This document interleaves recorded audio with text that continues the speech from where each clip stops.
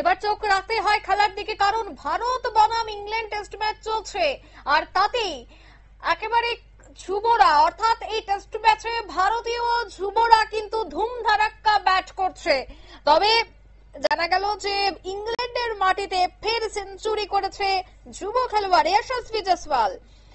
দ্বিতীয় ইনিংসে 200 রানের গন্ডি পার করলো ভারত। ওভাল টেস্টের তৃতীয় দিনে ব্যাটে বলে জোর লড়াই। বিস্তারিত সে বিষয়ে জানবো, টেলিফোন লাইনে যুক্ত হয়ে গেছে ক্রীড়া সাংবাদিক বিপ্লব চৌধুরী। বিপ্লব, ঠিক কি জানতে পারছো? যে ভারত এবং ইংল্যান্ডের মধ্যে অ্যান্ডারসন সচিন তেন্ডুলকর যে টেস্ট, এই টেস্টের মানে পঞ্চম টেস্ট, এবং এই পঞ্চম টেস্টের আজ তৃতীয় দিন, এবং তৃতীয় দিনে কিন্তু একটা ভারতীয় দল একটা ভালো সুবিধাজনক অবস্থায়, যেখানে প্রথম ইনিংসে ভারতীয় দল 224 রানে নিজেদের ইনিংস শেষ করেছিল। সেই জায়গায় দাঁড়িয়ে কিন্তু জবাবে ইংল্যান্ড তাদের 247 রান করেছিল। এবং দ্বিতীয় ইনিংস ভারত এখন পর্যন্ত যা খবর, যে ভারত 52.2 ওভারে 4 উইকেট হারিয়ে 221 রান করেছে।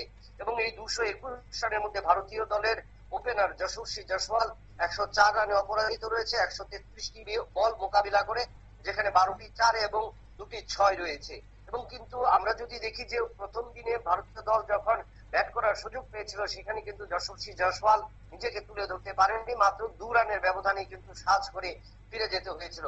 কিন্তু আজ তৃতীয় দিনে কিন্তু ভারতীয় দল দ্বিতীয় ইনিংসে অনেকটাই মজবুত জায়গায় রয়েছে, এবং সেখানে মাত্র 4 উইকেট হারিয়ে ভারতীয় দলের সংগ্রহ 224 রান। এবং এই যে পরিস্থিতি, আরো ম্যাচ 2 দিন বাকি রয়েছে, আজ যদি ভারতীয় দল নিজেদেরকে 11 রানের লক্ষ্য তৈরি করতে পারে, তাহলে কিন্তু ওভাল টেস্ট জয়ের মুখ দেখা সম্ভব ভারতীয় দলের। তবে সেক্ষেত্রে প্রথম ইনিংসে যেভাবে ভারতীয় বোলাররা দাপট দেখিয়েছিল ইংল্যান্ডের ব্যাটসম্যানদের উপর, সেভাবে যদি চাপ এবং দাপট দেখাতে পারে, তাহলে কিন্তু ওভাল টেস্টে ভারতীয় দল জয়ী হবে এবং সিরিজে কিন্তু সমতা ফিরিয়ে আনার একটা সুযোগ থাকবে।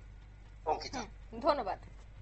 অর্থাৎ ভারতীয় ক্রিকেটাররা কিন্তু এই মুহূর্তে ব্যাটে বলে ধুমধারাক্কা সেখানে পারফরমেন্স করছে। অন্যদিকে গোটা জয়কে এবার পকেটে ভরতে গেলে ভারতীয় টিমকে আরো জোরদার খেলতে হবে, এমনটাই মনে করছেন ক্রীড়া বিশেষজ্ঞরা। নিয়ে নিয়েছে ছোট একটি বিজ্ঞাপন বিরতির, সঙ্গে থাকুন।